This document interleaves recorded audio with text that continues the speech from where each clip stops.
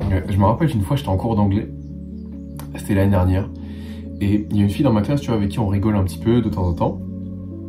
Et bref, on est à côté, on est sur une grande table ronde, tu vois, tous les élèves sont autour, et elle et moi, on est côte à côte, tu vois. Et je sais pas, à un moment donné, tu vois, tu sais, je fais rigoler un peu toute la classe et tout, parce que tu sais, je suis bon en anglais, du coup, je fais un peu le con des fois. Et je sais pas, tu vois, je la fais rire de fou.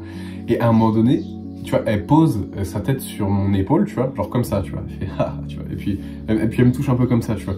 Et moi, genre, tu vois, cette fille, elle me plaisait, mais, genre, en gros, à ce moment-là, je suis tétanisé. Genre, je sais pas comment réagir, j'ai trop de pensées qui va et viennent dans ma tête, je me dis, ah, qu'est-ce que je dois faire, est-ce que je pose ma tête aussi, qu'est-ce qui se passe, est-ce que je dois dire quelque chose, comment, et je sais pas comment réagir.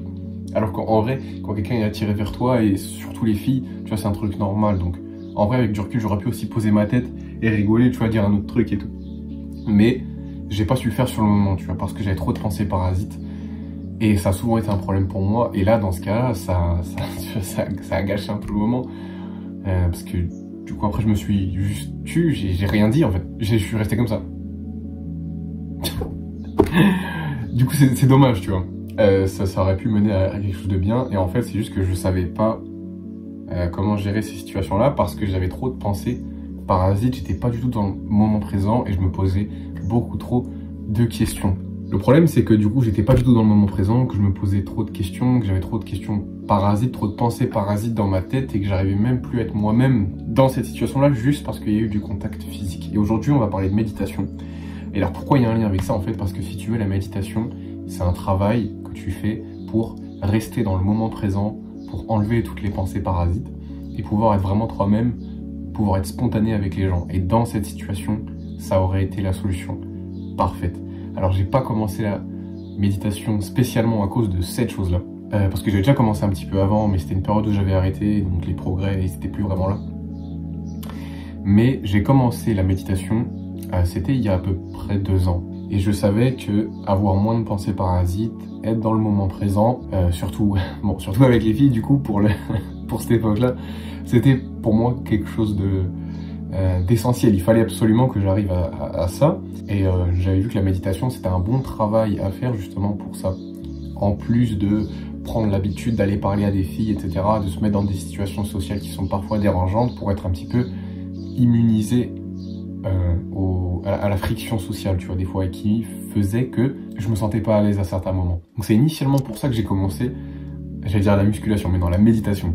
Et du coup ça fait 2 ans 2 ans que je médite. Alors, c'est pas jour pour jour. Il y a eu des longues périodes où je méditais tous les jours de plusieurs mois, genre 2-3 mois. Et après, j'ai arrêté pendant pareil 2-3 mois et je reprends. Et là, ça va faire bientôt 1 mois que j'ai repris vraiment jour pour jour. Avant, c'était pas exactement jour pour jour.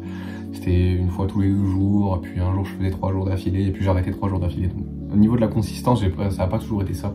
Mais là, ça fait vraiment genre, bientôt 1 mois que ça fait jour pour jour et que j'ai pas manqué un seul jour, et du coup je suis plutôt content de ça. Du coup pendant ces périodes là j'ai vraiment pu remarquer la différence en moi, et c'est assez spécial parce que c'est pas quelque chose que tu vois directement, mais c'est quelque chose que tu ressens dans toi. C'est à dire que t'as moins de pensées parasites, tu te poses moins de questions, t'es beaucoup plus spontané, t'es présent dans le moment, tu profites avec les gens, tu peux rigoler sans te poser de questions, tu vois. Et c'est un bonheur, genre. Vraiment, c'est un bonheur. Genre, ça t'enlève un poids psychologique énorme. Et c'est ce dont, du coup, on va parler aujourd'hui. Donc, c'est la première chose que ça m'a apporté, c'est que, déjà, j'étais beaucoup plus dans le moment présent, beaucoup plus spontané, beaucoup plus authentique, et je me posais moins de questions. Et ça me rend vraiment heureux au quotidien. C'est que ça a toujours été un problème pour moi. C'est que je suis quelqu'un de très cérébral. Je pense beaucoup, ça carbure là-dedans, tu vois. Et la méditation, ça vient... Alors, c'est pas que ça me rend con, c'est pas que je pense moins, c'est juste que je me pose moins de questions et je me fais moins de mal intérieurement en me posant des questions. Surtout dans les relations sociales et surtout dans les situations où il y a du monde, où je suis censé prendre la parole, etc. Par exemple, les oraux en cours, ça se passe tellement mieux, mais ça se passe tellement mieux parce que je me pose pas de questions, tu vois. Je fais mon oral, ça se passe bien, je suis convaincant et tout, donc c'est carré, tu vois. Deuxième chose que ça m'a apporté, la méditation, c'est que j'ai une meilleure concentration au quotidien. En fait, si tu veux, l'exercice de la méditation, je l'ai même pas dit, mais c'est le fait de pendant un moment imparti, te concentrer sur ta respiration, et dès que tu divagues dans tes pensées, tu reviens sur ta concentration. Tu vois, et ça, c'est un exercice pour ton cerveau. Ça muscle ton cerveau, ça muscle le cortex préfrontal de ton cerveau, qui est responsable de la discipline, de la compréhension des normes sociales, etc. Et du coup, j'ai juste une meilleure concentration, en fait, puisque tu fais l'exercice de te reconcentrer sur quelque chose. Et en fait, quand je travaille, du coup, j'ai cette capacité-là à me remettre dans mon travail, même quand je suis distrait par quelque chose, hyper rapidement, tu vois. Et ça a vraiment augmenté ma productivité, pour le coup, et c'est une pratique qui est vraiment géniale. Aussi, ça améliore ma discipline. Et ça le fera aussi pour toi, parce qu'en gros, je l'ai dit, mais ça muscle. Donc, ça fait grossir ton cortex préfrontal de ton cerveau, qui est responsable, du coup, de la discipline. Je crois que ça a un lien avec la friction limbique. Et en gros, comme tu fais l'exercice de te reconcentrer sur ta respiration, en fait, si tu veux, c'est difficile à faire, c'est chiant à faire, tu vois. Donc, en fait, tu t'habitues à faire quelque chose de relou, de chiant, en fait. Et ton cerveau, il devient plus... pour lui, ça devient de plus en plus facile au fur et à mesure que tu médites. Donc, plus tu médites, plus tu es capable de résister à la tentation. Et sachez que je le vois à chaque fois en temps réel. Quand j'ai arrêté la méditation pendant un moment et que je reprends tous les jours, tu vois, par exemple, comme je fais maintenant, je vois le changement en temps réel. C'est-à-dire que au fur et à mesure des jours qui passent, je me vois résister plus facilement aux tentations, prendre les meilleures décisions, qui sont du coup les plus difficiles forcément, beaucoup plus facilement, sans vraiment de problème. Enfin, si, c'est chiant, c'est dur à faire, mais je vois que j'arrive à le faire de plus en plus et de plus en plus facilement, et je le vois en temps réel.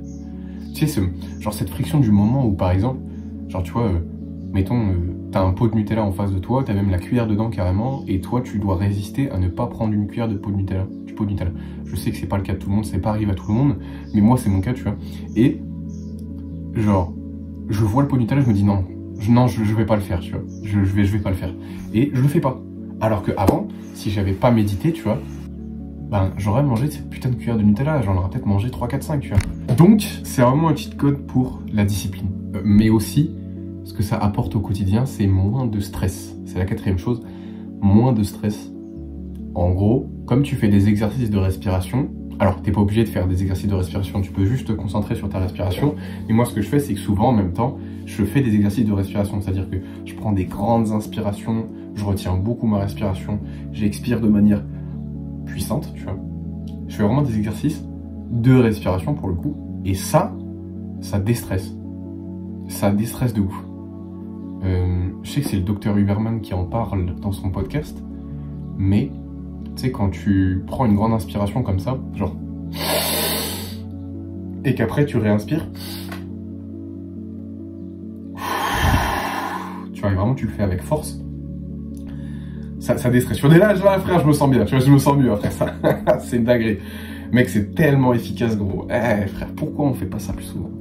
Et tu vois, là, déjà, je me sens mieux. Bref, moins de stress au quotidien, et faut pas croire, c'est hyper important. Genre, je te parle pas du stress de quand t'as un examen, ou t'as un peu de pression, et du coup, ça te pousse à travailler. Je te parle vraiment du mauvais stress, du stress chronique, de l'anxiété, tu vois. Tout ça, ça s'en va avec le temps, au fur et à mesure de ta pratique.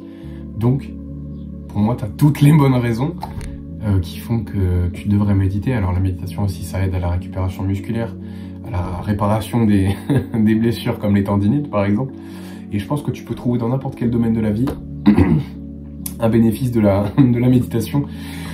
Faut se lancer dedans. Mais comment faire?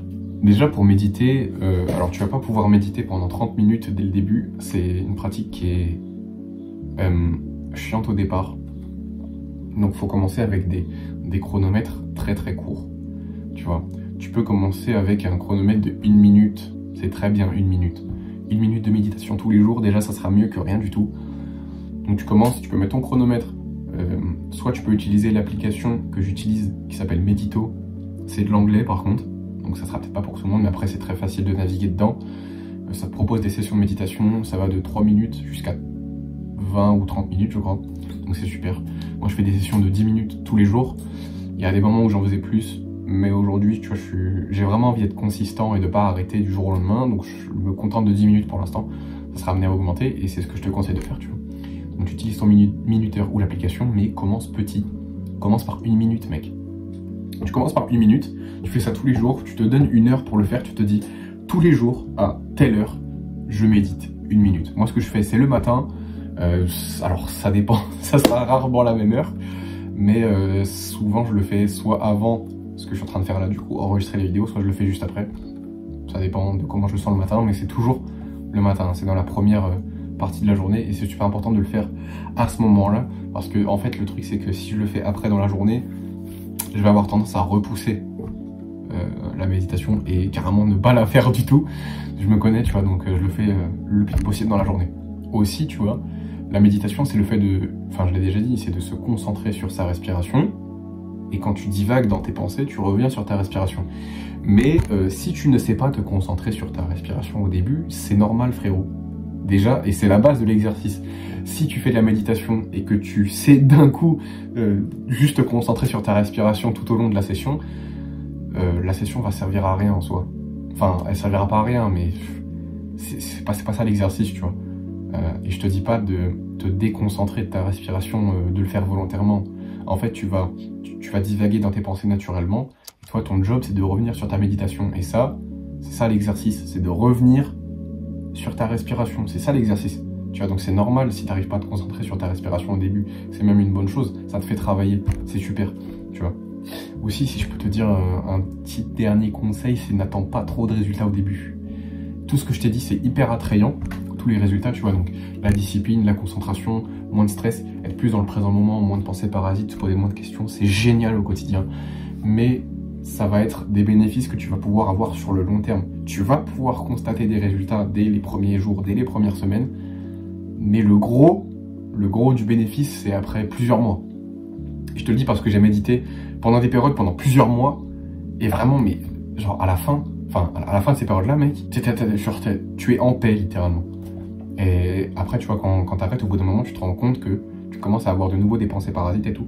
Et ça me fait revenir dedans. Et en vrai, le mieux, c'est quand même de s'y tenir tout le temps, tu vois. C'est de pouvoir le faire tous les jours sans s'arrêter et de pas avoir des périodes où tu le fais et où tu ne le fais pas. Voilà, n'attends pas trop de résultats. En tout cas, pas trop de résultats dès le départ. C'est ça que je veux dire. Voilà pour cette vidéo. La méditation, c'est vraiment quelque chose de très important et c'est une pratique qui a vraiment, pour le coup, changé ma vie sur beaucoup d'aspects et qui me sert beaucoup dans la vie de tous les jours. C'est pour ça que je t'invite fortement à méditer. Les gens qui méditent pas, ils peuvent pas comprendre. Ceux qui méditent, qui regardent cette vidéo, vous savez les gars, si t'as arrêté la méditation, je t'invite vraiment à reprendre. C'est un cheat code. Je vois pas pourquoi c'est pas plus populaire que ça. Je sais que c'est un truc dont on parle dans le développement personnel, mais il y a très peu de gens qui s'y tiennent en vérité, alors que c'est génial. Bref, sur ce, je te fais des gros bisous. Peace, love, love, love, mon gars, on est ensemble. Lâche rien, cet été, on va le faire. Persévère. Si t'as envie de faire quelque chose, fais-le, on s'en fout, tu regardes des gens, mec. Et surtout, médite. Et n'attends pas le bon moment. Le bon moment, c'est maintenant. Allez, bisous, mon gars.